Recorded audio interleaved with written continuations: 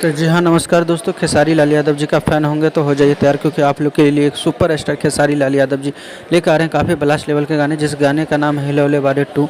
जी हाँ दोस्तों, इस गाने को जो बहुत जल्दी आप लोग के बीच में रिलीज़ किए जाएंगे। तो दोस्तों बता दूँ, खेसारी लाल यादव जी का ये गाना जब आएगा तो जी हाँ दोस्तों, प्रिया सुहानी जी के साथ में ही आएगा और बहुत जल्दी इस गाने को रिलीज़ कर दिए जाएंगे एंगल म्यूजिक के द्वारा। और दोस्तों आप लोग को बताना चाहूँगा, खेसारी लाल यादव जी के जितने भी गाने आते हैं आप लोगों ने काफ़ी ज़्यादा प्यार और रिस्पॉन्स दिखाते हैं, तो रहिए तैयार, जैसे ही आता है तो आप लोग को बता दिया जाएगा। तो दोस्तों बता दूं, आज का अपडेट बस इतना ही था। मिलेंगे फिर से नेक्स्ट अपडेट के साथ, तब तक अपना ख्याल रखिएगा और वेट करिएगा पोस्टर आने तक का।